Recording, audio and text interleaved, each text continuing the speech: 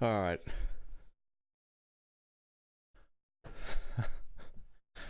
I wish this story wasn't true, but it absolutely is. So I'll set the scene a little bit. It's 2017. My love life is in absolute disarray. A relationship that I did not want to end had ended, and it was like a few months on. So I was at that real like weird tentative point after a breakup where you're just walking on the edge of, oh, everything's fine, I'm going to be fine, to just like on your knees in the kitchen smashing maxi bonds down your throat as fast as you can. So it's that really weird stage, and God,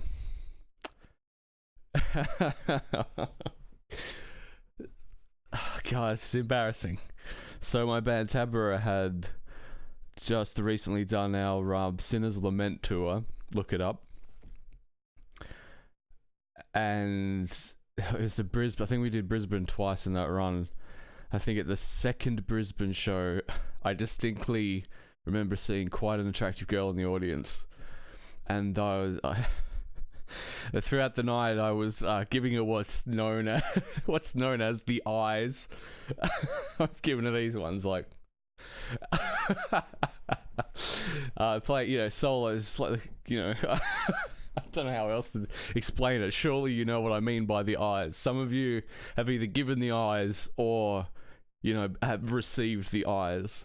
Not by me, but from anyone. Maybe by me. But yeah, so I was giving her plenty. I was giving her heaps of eyes.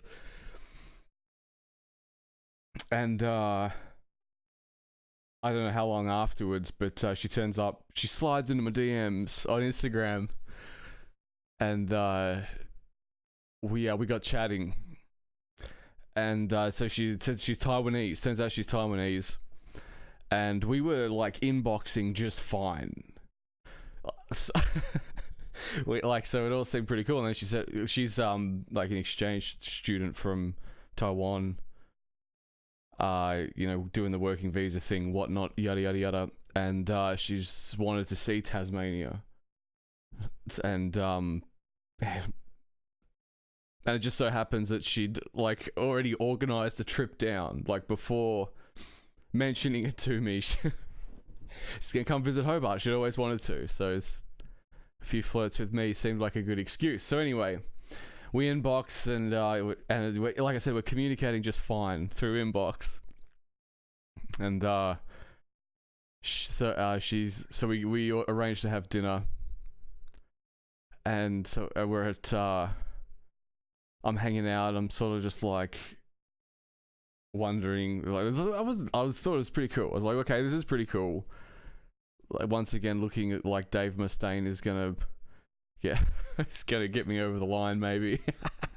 But so she walks in, and it became very apparent very quickly that she barely spoke English.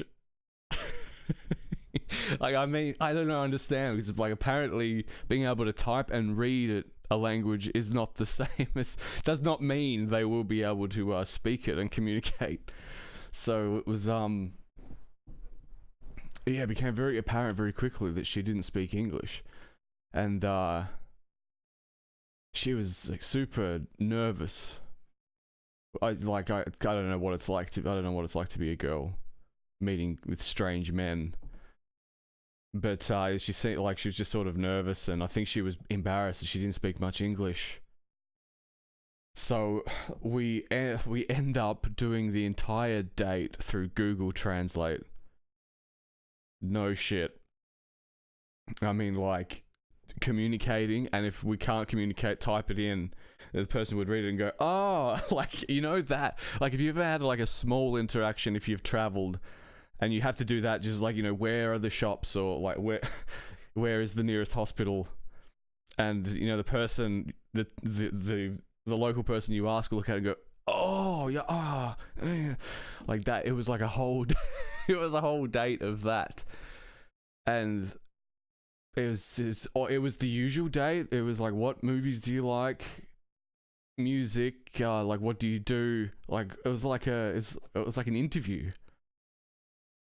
And I can't. It felt like an eternity. I don't know how long it was that we were there, but I through Google Translate, I asked her if she wanted to come back to my place, and it got the yes. We're gonna go back to my place and watch a movie.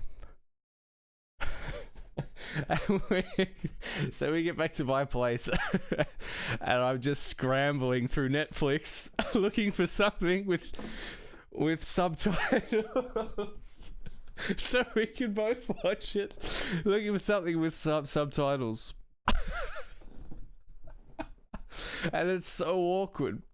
I just can't. I think I ended up putting on like a David Attenborough documentary because it was the only thing with subtitles that I could find.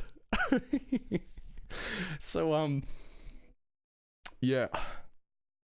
So the David Attenborough nature documentary is on, and through the the magic of life itself, we begin kissing and getting affectionate, and I could not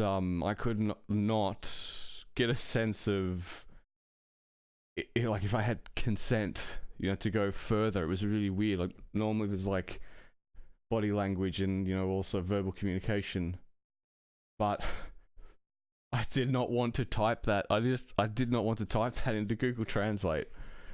Because it's like, the text really takes away nuance with tone. So I end up like just thinking, it's like, this is just weird and awkward. So how do I get out of this? And my phone buzzes, and it's a message from a girl that I actually quite fancied.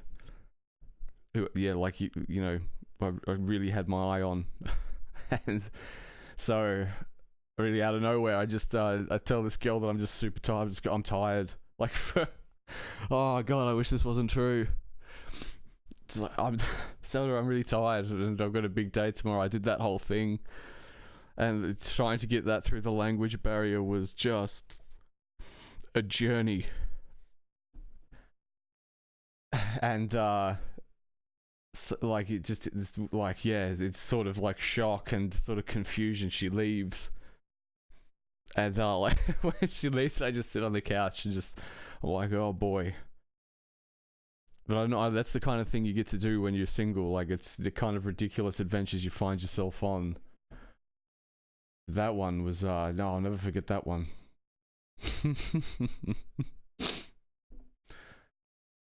She actually sent me a letter a little while later. I think it was for my birthday, but it arrived late. She went back to the mainland. I think she went back home to Taiwan. But she sent me a really nicely worded letter and like a bookmark, because she noticed I was I only started reading in like late 2017. I'm late to reading. She's like, oh, I know you like reading. And so I got you this. It was like a metal bookmark. I've still got it. I still use it. And it's like a